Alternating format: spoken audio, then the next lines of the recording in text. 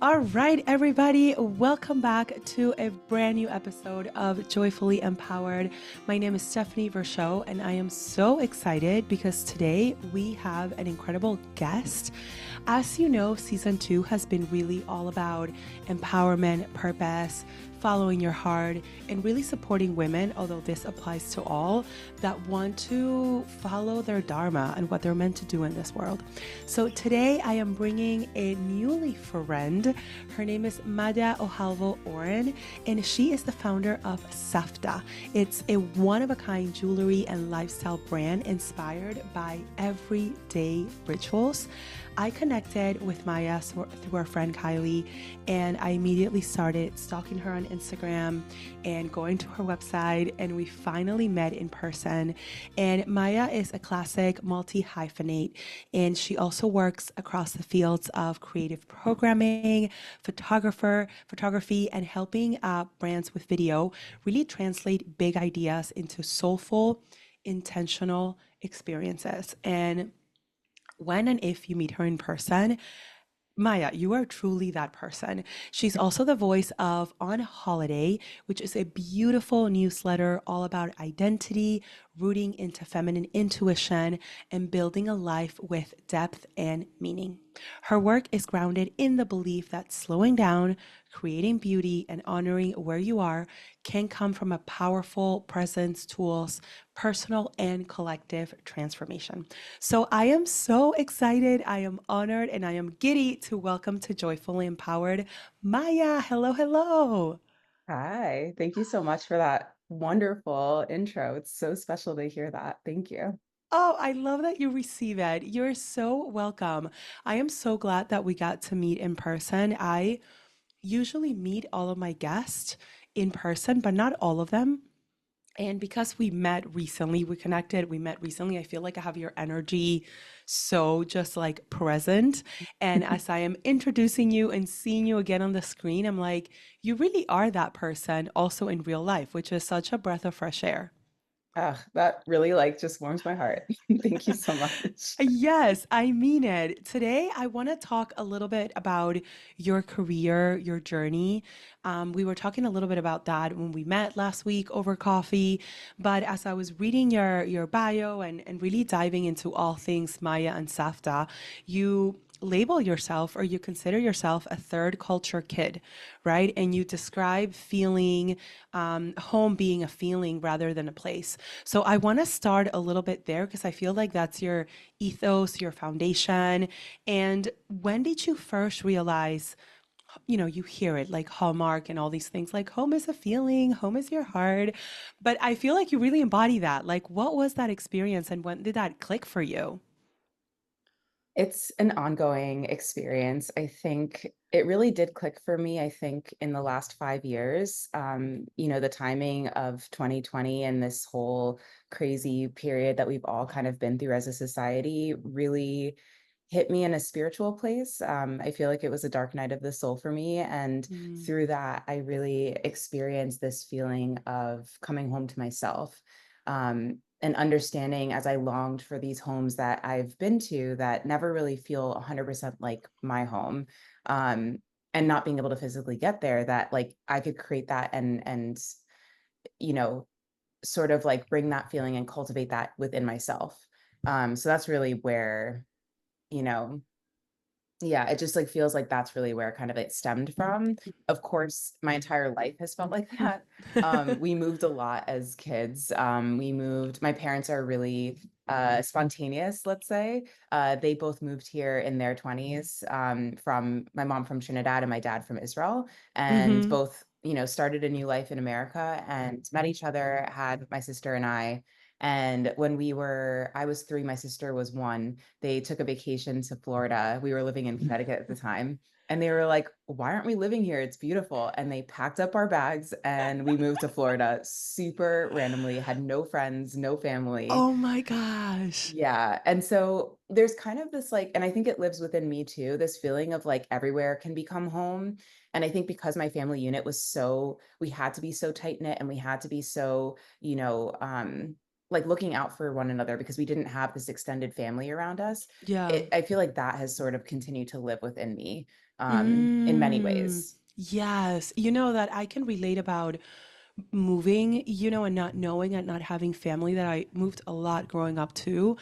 And it isn't until you're an adult that you look back and you're like, that that it just builds so much resiliency within who we are and connection to family. I think as a kid, I mean, you were 3, so I think that's still so little, but you're aware that it's a change. And I grew up, and one of the times that I moved, I was in middle school, and I'm like, Mhm. oh, like you just getting your period, you get pimples, you're breaking out, like boys and relationships and girls and all the things.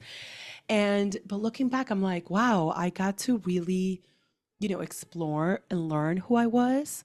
For Mm. you, was there anything between such diversity in your background and your culture, different traditions growing up that your mom or your dad or your family did, that you find yourself going and tapping into those traditions and bringing it to your day to day?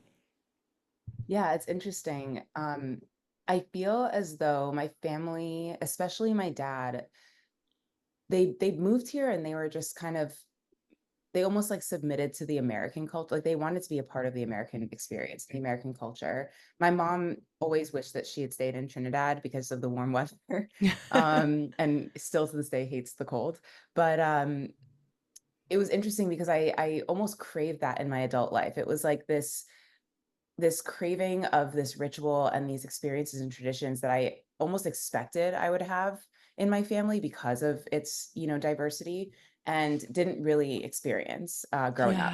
Yeah. And Yes. Yes. so, Yes. Yes. even just like I'm Jewish and we're super culturally Jewish, really. And when I go to my extended family in Israel, I get to experience what I almost wished I had in my immediate family, but didn't growing up. And the same kind of goes for my Trinidadian family, where when I spend time with my grandmother, I get to experience her ritual of high tea. And so it's almost like I had to sort of reach back a couple of Mm-hmm. generations to retrieve these things that I knew lived within my ancestry and lived within the lineage and bring those into my life. And so, things like Turkish coffee, my grandparents in Israel, they did that every single afternoon. They would have their siesta. They're of Ladino origin, so and Spanish origin, so they speak Ladino, and they have a lot of like kind of Spanish traditions. Mm-hmm. So they would do their nap every afternoon, and then they would wake up, share a single cigarette, either play shish bish, which is backgammon, or a card game like bridge. And then they would have Turkish coffee. It would always be boiled on the stove. And then like a box of cookies would just be on the counter. And I found myself, especially during the pandemic when we had so much time, really like leaning into those types of experiences. And the coffee really became a big one for me, the Turkish coffee in the Yeah. afternoon. So, That is beautiful. And it reminds me, like, after I gave birth, these things like find you again, and I think for oh you yeah. that catalyst was like the pandemic you've talked a little bit about. For me was like giving birth. And sometimes I get into like, let me buy, like it was just simple. It was like raspberries. And I remember my grandmother growing up, she always had like raspberries and ice cream for dessert, Mm. or just like different things that you find yourself getting and bringing into the home, or listening to certain kind of music. And then you're like, oh yeah, my mom used to do that, or my grandparents used to do that. And then I'm like, holding on to it. Like my grandmother loved to bake pies. So now I'm like, okay, let me figure out like a recipe that I can start, baking with my daughter. But it's really that like yearning to bring that's, I believe it's always been alive within us. But like you said, the world and living in the United States and everything is going so fast that you kind of put it aside. And then you get to this next chapter that you're like, wait a minute, I want to have the tea or the Turkish coffee, and I want to do the puzzles or whatever it was that I grew up with that feels so just like delightful to the heart. Oh yeah. And it's funny that you bring that up, like the retrieving of these little moments in your life, because I just finished reading just this morning this book, Belonging by Toko I Turner. put it on my, yes, I am getting it. I put it on It my is list. I just flipped back through the book after I finished it, and the amount of highlighter I allow I myself to, saw it. when I know I'm keeping a book, I like mark it up, and this book is marked up. It is well read. And I actually, it's on my list of Substacks to write when I get back, but I'd love to kind of go through and like pull back out those highlighted sections and really dive into it, because there's just so much juice in this book. And I feel like it's more than I can even really absorb in one reading. Like I have to read it a Yeah. couple of times. Yes. Similarly to Women Who Run with Wolves, I feel like that's another one that Right. is That you're like, just like, yeah, it's a Bible. Like it come is, back. yes, Yes. yes.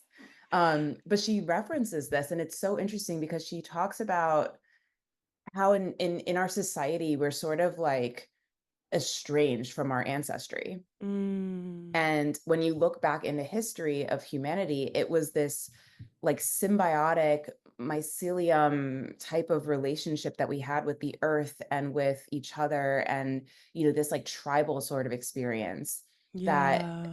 we almost kind of just are like, oh, we've evolved from that. But at the center of all of our hearts, we're sort of yearning for that. And Ugh. we create these false senses of community online. Like social media is a perfect example where we kind of dive into this feeling of community, and we get involved and we get mad and we get excited, and it's really just surface. It's super vapid. It's not really actually like Mm-hmm. community care. Mm-hmm. Mm-hmm. And she talks about how it's really important for us to go beyond that and like really create like a sense of responsibility and a sense of um like a fabric of community where you're not just showing up for the celebration, you're also showing up when someone dies, or you're showing up when Yes. someone loses a kid. And this was so, that part really got me because I'm really into the feminine experience in this, on this earth. I'm obviously living a feminine experience this time around. And the amount of times that women just get abandoned, be Mm-hmm. it every single month for their period. Like I just started bleeding today, and frankly, I'm feeling kind of low energy, and we don't really get that sort of grace. It's like, go, go, Yeah. go. I have to go to work today. I have to do things, and we just have to keep on moving. And, Mm. women lose children, they have miscarriages, and then you're just in this, silent abyss of grief Yeah. with no community around you. And in the book, she Yes. actually describes this experience of a community that comes around the woman for that experience and does a ceremony to honor that life. And I'm like, oh my God, like how much richer could we be?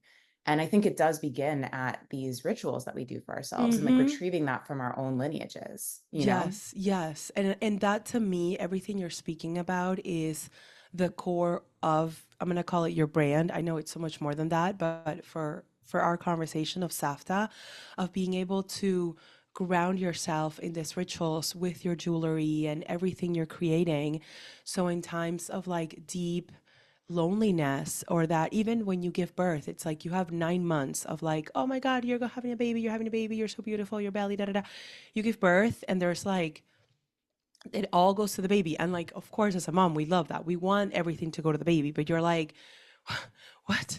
I just like gave birth, and all these things happen, and my body completely, and there's like very little care to then it's like, Mom, how are you? How can I help?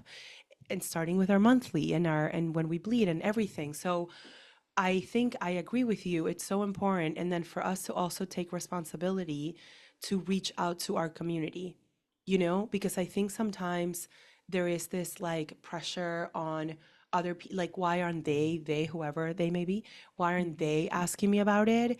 Whether it's my friends or my family or they. And then it becomes like, well, am I asking for help? Like, Oh I yeah. miss you, I need you, or I'm alone, or I'm scared. Can I call you? Or can we go to dinner?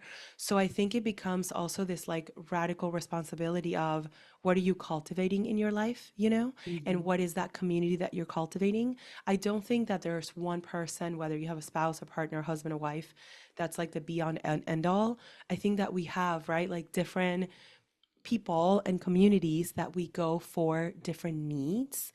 So I hear you nodding, and it feels like that validation. And I feel like there's so much there on the beginnings and the root of Safta, right?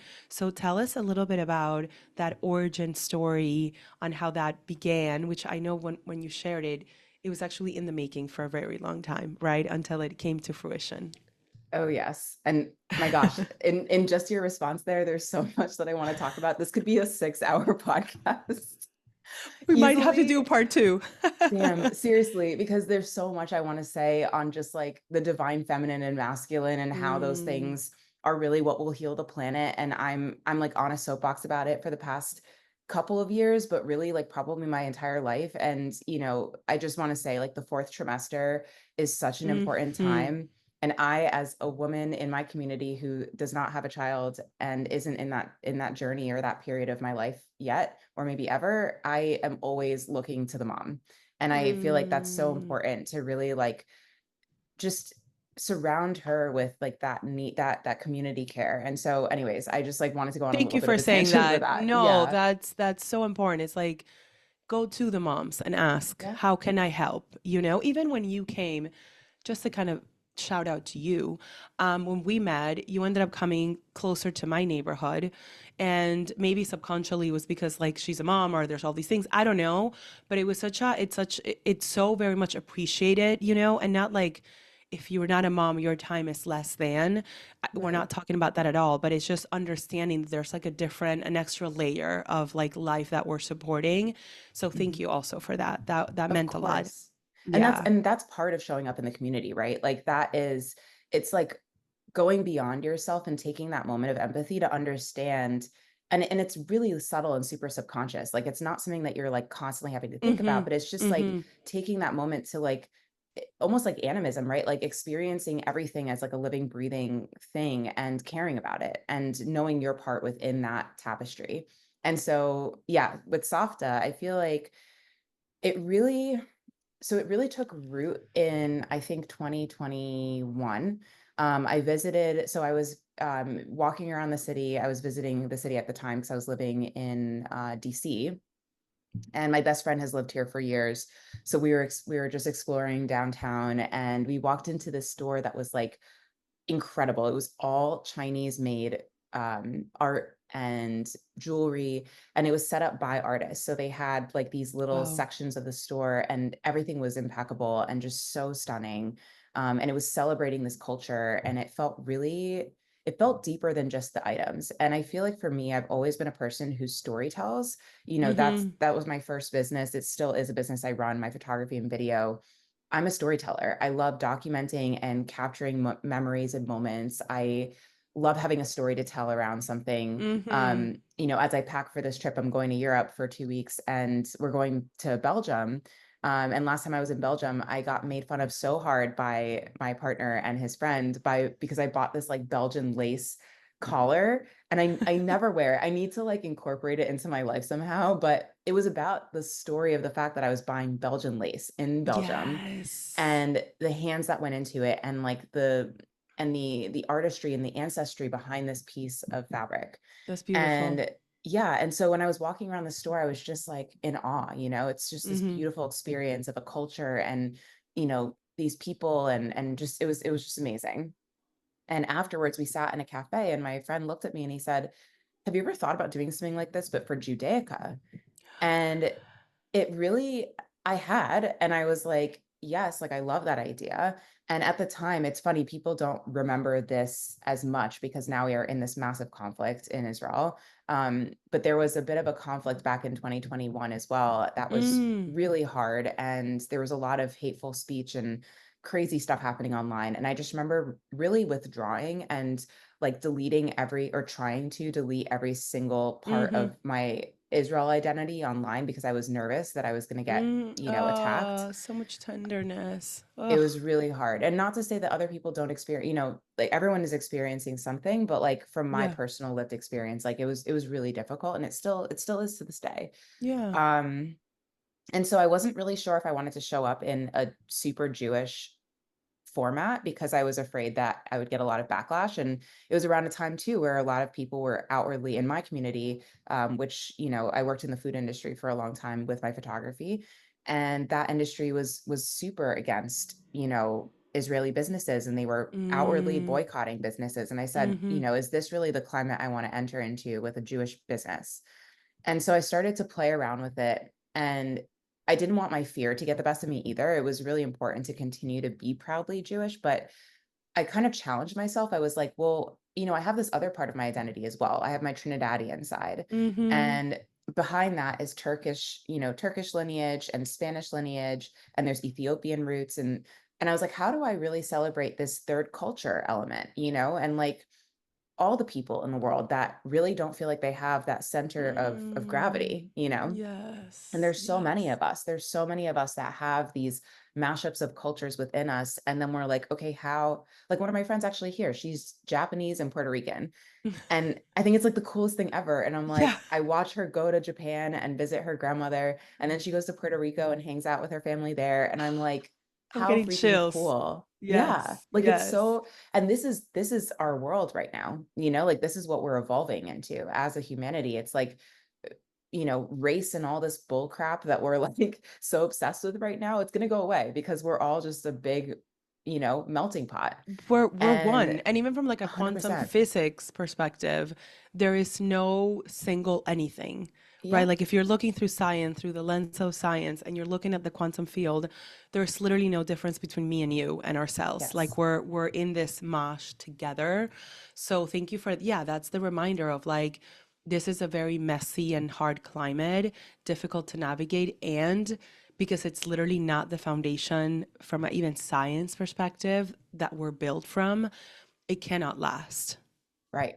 And so it's challenging and kind of stepping above the noise, right? Like Mm-hmm. we're in this really specific period and era of humanity that isn't really it isn't really it. And I'm not really subscribed to it. I know a lot of my friends aren't either. We're not really into it. But we also signed up to be here on the planet right now. So Yes, right. It yeah, comes with it. it does. And so Safta was kind of born from this place, right, of thought. And what I thought felt right was this idea of ritual bringing us home to ourselves and creating home within ourselves. In Judaism, the entire experience of a Jewish household is brought through the woman. We are the ones that light the candles. We're the ones who do the kiddush on Fridays for Shabbat. All of the dinners are made by the women. It's a really like matriarchal type of religion and culture. And I really, Mm-hmm. really love that. And so I was like, okay, how can I translate all of this to a brand? And Mm. so Soft actually started as this like homewares ritual brand. I was starting to source products, working with artists. I still have that list. It's still going to happen. Yes, But yes, yes, yes. while I was there, I started to get sidetracked into beads and started making jewelry. And as I was making all this jewelry and people were interested in buying it, I was like, wait a second, these are talismanic items that can have story and can have meaning. And more people were coming to me and saying, I don't know what I need, but I want you to make something for me. And I was making Mm-hmm. these pieces just from my energy, like what I was feeling for that person and what they were saying to me and what they were going through. I made one for my Mm-hmm. friend who's pregnant and having her first kid. And, she's like, I just want to encapsulate this, experience that's so special with my wife and with my future child. And and I feel like in a way, it's like exactly what we were just talking about of this community care. I feel like these pieces are a way to sort of care for the community and give you a physical, amulet that you can wear and say, okay, every time I look at this ring or every time I look at this necklace, like this is reminding me of coming home to myself in whatever way Yes. that is. Yes, yes. I've always been so into, I guess, adornment of the body. And I come to find out a few years ago that my mom, who passed away when I was little, but she was also very much and like I have so much of her jewelry. And Wow. that just separate thought, it always like amazes me how some things I had no idea, and then somehow you become the same person, or there's so many, Oh yeah. qualities, right, of your parents and all of the above. I always say, I always feel the need to say too that I have like two moms because I have my dad remarried and my mom now, she's amazing, my earth Mhm. mom. But my natural, my birth mom, she was always into jewelry. I've always been into jewelry. And what you're saying is so true about the pieces that I wear. You can ask me down to anything that I have, like, Steph, what is that? And I'm like, I wear this because of this, and I wear this because of that, and I wear this because I want to be, I have bracelets that were my mom's, and coming home to yourself, and you don't need jewelry. It can be also maybe like a tea you're drinking or whatever it is. But I think in this day and age that there's so many distractions and there's so many things that can take us away from who we are. What are the things that we can wear as a reminder of home, of something that we're carrying within ourselves? And also, I'm always so mindful of bringing that to my daughter. Always Mhm. asking her, like, how do you feel? She's 3.5, but how do you feel in that? Because we're in the age about like she's wearing this and I want to wear that, and mommy, I like this. I'm like, I love all of that for you, but how do you feel in what you're wearing, and always wanting to remind her of that. For you, Maya, how do you slow things down? Like when I met you and the things that I read from you and even the feel of your jewelry, it really feels grounded. I was going to say slow, but really Mhm. what I meant to say, it feels grounded. It feels like there's depth, there are some jewelry that I wear and I love, and like everything, you're very much into energy as well, right? You put it on and it's like light and it's like Mhm. breezy and it's like la la la. And when I see yours, it has depth, it has anchored. So how do you embed that slowness and that anchoring into the pieces that you're creating? Hmm. It's a really good question because I feel like that's almost my season of practice right now in a Mm-hmm. way. Mm-hmm. Um, I'm a millennial. I'm one of the products of the girl boss era. Feeling guilty for slowing down, feeling guilty for not being productive every second of the day. Part of my pandemic story was losing everything that I had in my business and really falling on hard times financially. And it really was a period of time where I'm like, what am I even doing with my like, who am I and what am I doing? And Mm-hmm. I Mm-hmm. think what really was sort of this anchor for me was craft. And it started actually with knitting. Knitting was the first thing that came to me, and it felt cosmic. It was like I was taking a walk in the middle of the winter. Or no, sorry, it was actually November, and we were heading into winter. And winter for me is I do not like the winter. It's a really difficult season, and I was taking this walk, and all of a sudden I felt my hands doing the knitting, and I was Yes. like, oh my god, I need to knit. And I bought myself a kit and I just went crazy. And this was like years basically that I was just going crazy knitting scarves and hats and whatever. And of course I was selling them because that's, me, I'm a business woman through and through. Yes. Um, and also love to share my art. Like I love for people to like wear what I make. And I think the same thing happened for the beading. And so, whenever I come to a piece, whenever I'm making a piece of jewelry, there's this sort of like centering that happens within me of what does this piece want to be. And I never Mm. really know. I don't really have the design in my head. I'm not really thinking about anything ahead of time, but I'm feeling the beads, I'm feeling the textures of the crystals, I'm like feeling their energy, and then it comes together. So it's kind of a hard question to answer, but at the same time Yes. I feel like that groundedness is sort of like it's the era I'm in and the season I'm Mm-hmm. in, and I feel like Mm-hmm. that practice sort of comes through everything that I do. Well, and it sounds like it's almost like a place for you to center, Yeah. that you allow for the energy to really come through.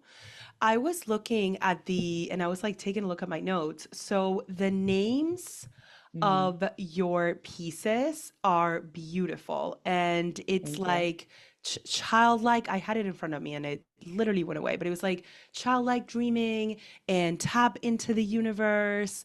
Oh, here it is. Home within ourselves. How do you come up with the names? Like, I love when you go to your website, it's like the pieces are stunning, and then you look at the names, and then I have like literally 7 tabs open because I'm like, where am I going to begin with my Safta journey? It's definitely a journey, I will say. And I feel like a lot of people, they go for like a ready-made piece, which, those pieces are also energetically coded for someone. And I always say when I do a market or, someone interacts with my pieces in person, it's so funny to watch it. They'll pick up a piece, they'll put it down, they'll look at a bunch of other pieces, and then they always come back to that first piece. Yes, I And believe I that. feel, I believe yeah, that. because the energy is made for you. I wrote a whole piece about this in an antique shop and how, when someone picks something up, they create this vibration around it, and then someone else will go in and buy it if you don't buy it because it's now glowing with it's crazy. Oh, Yeah, I love that. And I so believe right? that. Oh, yes.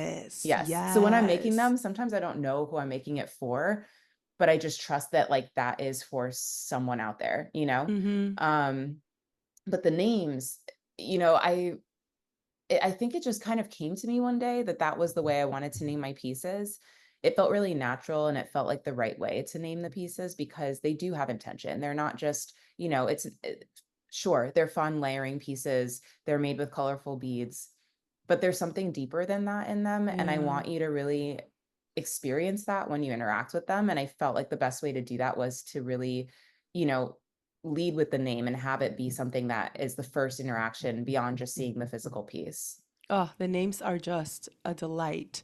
So I know when we were talking a little bit to move into the journey of doing many things as a business owner and as a Mhm. creative, that is so fun and delightful. And it requires a level of awareness on I don't think you ever, I don't want to say lose yourself, but just for lack of a better word, when you're sort of like losing yourself because you're going into like multiple areas of creativity, or you're shifting and you're evolving as a creative from one aspect to the other, you know? Mm, And me, myself, being a business owner for almost 10 years, I'm actually going through a period right now that I'm feeling a little bit ungrounded, you know? I'm like, I mhm, know the things that I know, and I'm really damn good at the things that I do, and I see the results with my clients, and I am also feeling a little bit wobbly, you know? I'm unsure, which is such a natural thing to feel as an entrepreneur and as a business owner and as a creative. So I'm sure you've gone through the same things, but really what I want to ask you is for the person listening, I think when you're in it for a long time, you realize that that's part of the journey. You know that you're going to go through periods that you're like, hell yeah, the money's coming in and the clients are coming in and I'm so creative. And then as a business owner, other times you're like, oh, what? Who am I? What am I doing? What services do I provide? What are my price points? Like, I feel sometimes that I'm back being like 17 or a baby business owner, and I'm like, how in the what? But I've become more comfortable with it. So, my question to you is you also do multiple things, right? And you've also gone through periods, you mentioned in the pandemic, just trying periods in your life.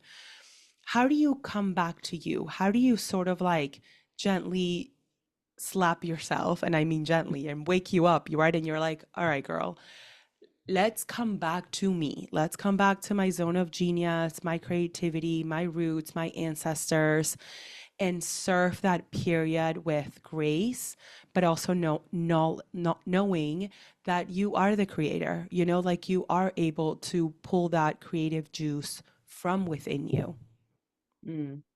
This is such a beautiful and deep question. And I think there's like a lot of similarities of how people can come to that, but also it's so unique to the person, I feel like. Um, it's interesting because I feel like for me, as you mentioned, I'm still kind of in that period of like, what the F am I doing with my life? Like Mm-hmm. that's, and it's interesting because on the outside and when you were introducing me, there's so much. I'm like, Maya, look at how much you're doing. Wow, like you're overflowing with things. Um, and at the same time, I kind of feel like I'm in this period of floating through the ocean, being like, what is happening? Um, Mm-hmm. and in that time, like, I think for me right now, it's kind of what I've noticed is I have to just surrender. And I think a lot of times, at least for me, I'm a person who's like, as I said, very productive, loves to be working, loves to be, producing things. And the minute that I just surrender and allow for life to happen, so much magic ensues. And it's really difficult to let go. For me, at least, it is. Yes. Um, and in the middle of the summer, I went to Miami. So I grew up, as I mentioned, in South Florida, and then we moved back to Connecticut when I was 11. So similarly to you, I experienced that sort of awkward Yes, that middle adolescent, school that you're like, oof, rough. I'm still unpacking that in Yeah, therapy. You like don't realize it at the time, but it's like a slow creep in. it's true. Oh my Like, God, I'm going through so much. It's wild you said that because last night I was going to bed. I'm like, I am so angry about so many things. And these are things Yeah, from like 30 years ago that I thought I was done with. And it's right. like, no, girl, like back to therapy, back to square one, where Yes. I'm like, I am angry. Like Right. people need to give me some answers. But anyways, middle school, yep, part of that too. 100%. And the anger thing is real too. I think like that's a really big part of what you were asking. I think like allowing yourself to be angry and allowing yourself to feel Mm-hmm. frustrated. And I Mm-hmm. think like these are emotions that we sort of block off and we think is like, taboo, and we shouldn't feel that way, and we should just feel gratitude and like love, peace and Yeah, happiness. And it's no, like, no, no, no. you got to have Get like that angry. Kali. Yeah, feel that Kali energy, like get the fire in you. And so anyways, like going to Miami for me was this Yes. really like it was very much touching into my divine feminine. It was very much like allowing myself to get soft. And what was so interesting about it was I went for 10 days. I didn't know why I was going for 10 days. I thought I was insane for booking this time. And I was like, but we're gonna just trust it. It's gonna be fine. I had no agenda, nothing. And the first day when I got there, I basically just like collapsed into bed. Second day, I didn't do anything. My body just was so tired. Every limb was heavy. It was the craziest experience, but I felt myself Wow. releasing all of this gripping stress that I had been holding that I didn't even realize I was holding. Yes. And during that time too, I was still in bed, like sitting up, trying to write all the places I wanted to see and the things I wanted to do, and, driving myself nuts. By day 3, I tried to do a couple of things on the list, and day 4, I also did. And then I was like, "You know what? I don't want this list. I don't wanna do any of this stuff, and who cares if I don't see every neighborhood in Miami? And who cares if I don't go to the cool, hot restaurant that everyone's talking about with the Yes. steak and the whatever?" And Yes. I just spent the second half of my trip riding a city bike up and down South Beach, jumping into the ocean, sitting on a beach chair, and reading books, and it was divine. And, like, that's what my Ugh, body Maya. needed, Ugh. and like we don't allow ourselves to have that surrender moment and that moment of quiet to just get into the root of who we are. And it Yeah. was amazing because after I had that period of time, so much was coming out. It was like my intuition was sharp and I was feeling my gut and I was feeling my Mm. voice. And I've come back Mm-hmm. into that where, the summer has been kind of crazy. I've been working at a retail shop and, doing nothing that I thought I'd be doing. And at the Yes. same time, I'm hearing my voice. I'm hearing what she wants to be doing. And a lot of times it doesn't make sense, but I'm like, we're just going to follow it. We're just going to see where this leads We're and gonna trust the journey. trust. We're gonna trust. We're gonna follow. Exactly. You know, as you were saying that, usually so my husband is the one who's like, when we're hanging out, like he's the one who's like, we stay home or we're doing things that are more slower pace.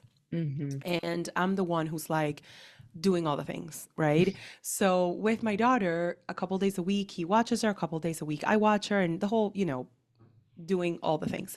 Mhm. And when she's with him, they usually just go to the park or go to the sprinklers, and it's like a slower, wholesome day, right? When she's Mhm. with me, we're getting on the ferry, we're getting on a plane, we're going to Vegas, like we're like, girl, we are going.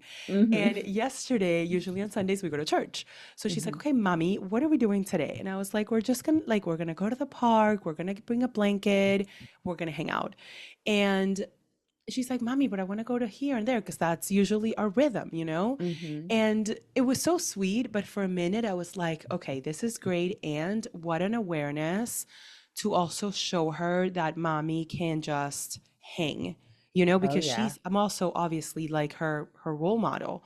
And if Mhm. she only sees me doing like a million things at once, so I've always been like it's like the contrast, right? Like I'm always really conscious of I'm always reading in front of her. And even if the Mhm. reading is literally 90 seconds because she wants to grab the book and play with it and draw in it, but it's like she always sees me with a book. Now, my current sort of like intention is sometimes we can just be in the park and grab a blanket and hang, you know? Mm. So when you were saying your Miami story about going to the beach and just reading, if you don't have, for everybody listening, and I think I'm having that reminder for myself too, if we don't have the 10 days or the 7 days to go, how do you build that into your days? Oh Like yeah. what are your routines in the morning or once a week where you're just like, okay, I'm putting the phone away. I'm doing like a mini retreat where I can like unplug, ground, literally walk the earth and allow myself to recharge within my current world, right? Oh yeah. Yeah, I think one of or two of the biggest rituals that I do every single day. Tell And I go, us. I go in and out of a lot of different things. I'm a Kundalini teacher and I've also done a lot of meditation and, all the things that we like know as our, grounding rituals. But the Yes. things that stick for me are I make a beverage, a hot beverage in the morning. Right now, I've been on a train of cacao. So I do a ceremonial cacao every morning with a little bit of honey. I actually just started adding collagen and it's great. Um, and I sit on my couch and I read a book. And that's how I start my morning almost every single morning. And a lot of times when I'm sitting on the couch, I kind of, especially if I've slept in, I feel bad where I'm like, ugh, it's already 9. I should be doing something. I should start my day. And then I'm like, no, this is the rhythm that I know starts my day well. And so every single morning I sit on the couch, I wrap myself in my blanket, I read my book, I drink my cacao, and I read as for as long as it takes me to drink the cacao.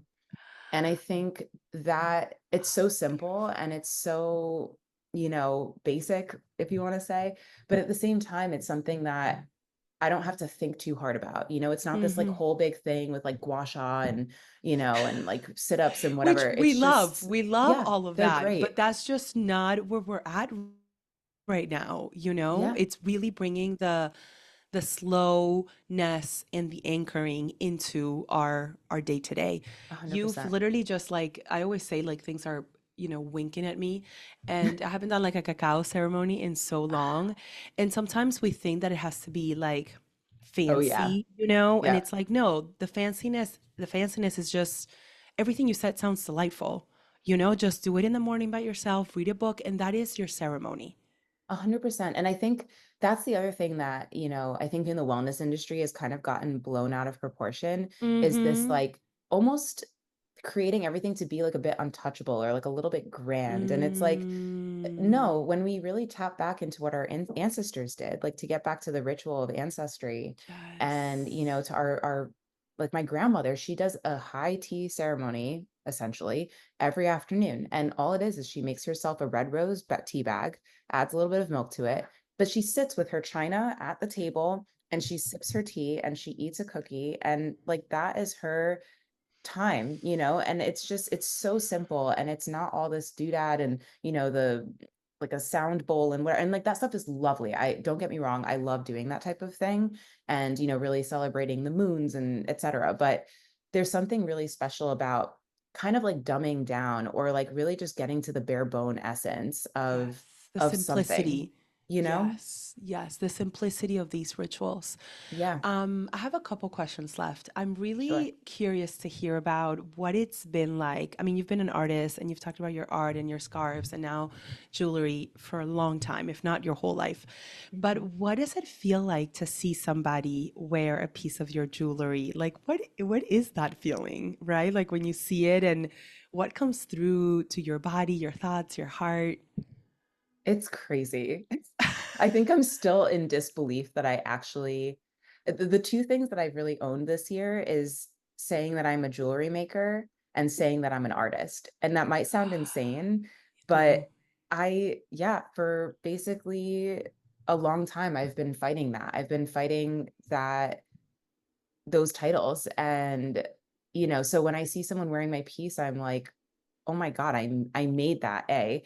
And B, they're cherishing this. And, one of the really special experiences I had was I mean, there's been so many. Literally a couple of days ago, my friend, she made one for her mother-in-law and they filled out the form. They did a custom piece and she sent me a picture when they gave it to her at dinner. And it was just such a special experience to see that. I have, by the way, I have that form. I've told you about that form. I have a Yes. form and I keep adding and adding. And one of these days, you're going to see it in your inbox. I love the When form. it's It's like ready. just if, right, that's the thing. Yeah. So Maya on her website has a form where if you want to create a custom piece, I love the questions that you ask. Like they're so intentional. And I joke with her, but I've had it for like 2.5 months. And like maybe every other week, I'm like, there's also this, and this is something I want to create in my life. So, anyways, that's coming. But for you were saying, right, with the form and what people are creating, and then you see it, people wearing it. It's just incredible. And the other one I had mentioned her before, but my good friend, her wife and her are expecting a child. And so she reached Yes. out to me to make something. And every single picture that I see of her online, she's wearing this necklace. And that brings me so much pleasure. And yeah, she's like, yeah, this is something I cherish and I'm going to pass down to my daughter. And I wear it everywhere. It's her essence, it's my essence, and I'm just so grateful that you made this for us. So it's a really special Oh, experience. and the thing too, and I get that as a coach too, where it's like when people fill out the form or she told you what she wanted, she may share it with other people, but for the most part, it's probably her, her partner, and you, right? Yep. But then she wears it out to the world, but you get to hold that intention with her, right? Like she's wearing a piece of jewelry that you know exactly what it meant and what it took. And you get like, oh, I get chills. Like as a coach, I hear so many private stories about people and then I see them out in the world and I'm like, oh, I got you, baby. Like I'm holding a little piece of that Yes. dream or that wound or that healing with you. And that's the biggest honor. It's like a very matriarchal, like very motherly experience to work in these types of fields. And I really I don't take it lightly. It's like a really Mm-hmm. special thing to Mm-hmm. carry that and yeah, to be honored in that way. To And be to honored. then, yeah, it's Yeah. very, very sacred work. I feel the same way. I feel the same way. I'm always like, wow, it is so sacred. And I'm so honored to be able to have these conversations with the people that I work with. Absolutely. Before we move into a little bit of like a rapid fire fun questions, where do you see the next chapter of Safta? Mm. Where, are you thinking into bigger, bigger brands of them carrying? Are you thinking partnerships? I know you started to play around with like rings and things like that, right? Like what is your dream, your vision in the next like year, 3 years, 5 years of where the brand is going? Yeah, I It's funny because I think I'm like living so in the moment with it that I don't really have that traditional sort of, big vision. But when I really Mm-hmm. tap into the energy of Safta, what I Mm-hmm. see is is this like sort of trove of creativity and this place where I'm able to continue to come back to like the bench, for lack of a better word, Yeah. and create, and like make these beautiful pieces and channel in these energies for people and create these talismans.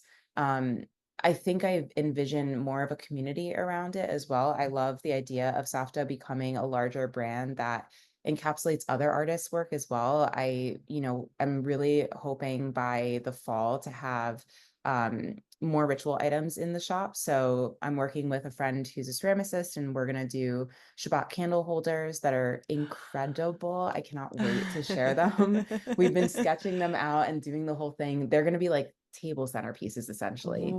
Because Wow. for Shabbat, it's so interesting. There's always this like you take out your grandma's old silver Judaica. It's kind of not, it doesn't really work with the house. And you like put it out Mm-hmm. and it's beautiful and you Mm-hmm. cherish it, but then you put it away. It's not something that you Right. keep out all week. And I wanted to create something that really became a centerpiece to the home. And you could Mm. proudly display your Judaism and also just like display, It's your pretty. Like it's ritual. just, yeah, Yeah. your ritual. Right. Right. Right. Right. So we're working on those. They're going to be stunning. Also Havdalah candles, which are another ritual that comes with Shabbat. I already have mugs on the site. And so, things like that, that really just ground you into different types of rituals. I really want to do a tea blend. That's another thing. And then for the Mm. community aspect, I'm also envisioning, you know, in-person experiences where we can actually be together. So I'm going to be launching in the fall bead ceremonies where we sit in a group, small group. Um, Count me in. yes, yeah. And so I'll choose basically crystals, colors that correlate with the energy of that time. And we'll make necklaces together. And everyone will leave with a piece that's similar in color and texture, but very different because they're stringing their own energy onto this strand. So it'll be a really sacred experience. I'm super excited to launch that. And, hopefully that turns into sponsorships that take me to places like Brazil and Tel Aviv, and I get to do them all over the world. That would be wonderful. So, That I see that for you. I see that for you. And I'm hearing it's just all pieces of the home, whether home internally or home, your physical home. But yeah. it's really the evolution of Safta. It's like the mug for the tea, the candles, like all these things that make it's your home, right? Maybe even Mhm. spices. I even thought about, I took my daughter once to a beading workshop, but it's like, it could be like a mama and me. Ugh, Where they both come, and it was really, really sweet. And I don't know why, because I know we talked a lot about like motherhood and things like that, but it's like bringing, mom and daughters and doing your little yeah. pieces together. That's so special. I always tell my daughter Dylan Joy, when we like she goes to school or daycare, I leave or whatever, it's like we're always connected through our umbilical cord, so it's like even Oh. though we're physically separated, we always have that connection. And Mhm. I'm just thinking, because I'm a creative too, like having matching little beads with like your daughter and your Yes. mom. I'm even seeing There's rings so like that. That'd much. be so, Yes. I can't. Okay, listen, there is, and there's There are more possibilities. Yes. possibilities. Okay, let's do this little fun little energy round of questions. What are you currently loving? Like, what's something that you are like, I don't want to call it an obsession. I don't love that Mm. word, but something that you're just really loving right now. This is gonna be so random. So there's this coffee shop, I think it's called Arabica. It's in Soho, and they have this mocha coffee that is absolutely fantastic, and I get it iced. I'm not really an iced gal, but this one I do, and it's just such a delightful treat. I love. I'm gonna have to try it. Who is your current inspiration? Like your current muse, your mentor, if you know them or don't know them, but that's what who's somebody that you look up to you and they inspire you. I feel like this is a tough one for me to, but I feel like the person that really ultimately is someone I continue to go back to, or two people are my maternal and my paternal grandmothers. I feel like they're really Mm, who root me, and it's even beyond them. It's like their whole lineage that I feel like is living within me. I'm very connected to my ancestry, and like these ancestors that watch over me, and they're literally here with me right now. I mm-hmm. definitely have that Mm-hmm. that feeling. Mm-hmm. And yeah, they all kind of leave these little gifts. Like they're both my grandmothers are both living, thank goodness. But there's other characters that I've either not met in person or just have heard stories of, but I know that they're here and they've given me little pieces. Like my dad's aunt is actually Mm. a was a Turkish coffee reader, and was like prolific. People used to travel all over from Turkey to meet her, and I feel Wow. like her energy is within me. And there's so many of those types of characters in Ah. my lineage. I love that you're bringing them here and thanking them or make like, yeah, I see you, I feel you, because that's So so grateful. important to do, right? With energy and people that are guiding us, like, yes, I see you. I always say, like my mom too, I'm always like, Mom, we need to have a conversation. We need to have a board meeting. I need, and the more you practice those relationships, the more they're easier to communicate and hear them and feel their guidance. 100%. I think I may know this, but what is the current book on your nightstand? Or Oh was, or man. is, yeah. Well, so Belonging was the book. Yeah, incredible. I'm packing books to go to Europe because we're going to be in Provence, just hopefully reading by the pool. That's my goal. And Blessings. the next books, I have two books that I'm really excited to read, and I'm looking at them right now. One is Piranesi by Susanna Clark. It's kind of like a fantastical Greek god type of story. And my Mm. best friend actually, when I pulled the book out after buying it, he gasped. He was like, I just finished it and it's incredible. So I can't wait to No. read it. Yeah. It's supposed to be like really mind bendy and very fantasy, really cool. And then the other book is more on the self-help world. But I worked with a dating coach in 2019 who I've become really good friends with. And she has a book called Thank You More, Please. And Yes. I've it's heard of that incredible. book. Yeah, I'm so excited to dive in. I can't believe I haven't read it yet, but it's a really, her method is just so incredible and really helpful. And I think even after being in a relationship for 6 years, it's still relevant information that I just can't wait to kind of review and touch base on for myself. That's so important to like also read things that you're like, I know that, but I could use a refresher, you know, or I know Yeah. that, but that feels fun. I like the contrast between like fantasy and really going in, and then just like, what about this thing that we could all learn more about, Yeah. right? 100%. What is a practice that you swear by that brings you home? What is a practice that you're like, I do this stuff and I feel like I'm reconnected with myself? I think taking long walks. I really, really Yeah. enjoy just taking a long walk, either with a destination in mind or not. But a lot of times, the thing that grounds me the most is actually discovering small boutiques and talking to the owners and going through their curation. I just really appreciate that and love seeing, there's a story behind that, right? Like why someone Mm-hmm. carries certain things in their store. And I feel like even when I travel, that's like my ultimate way of feeling the texture of a place. So that really always brings me home. And what is bringing you joy today or in this season of life? The sun. I'm so happy that it's warm out. And I'm trying to drink up every second of the warmth that we have left.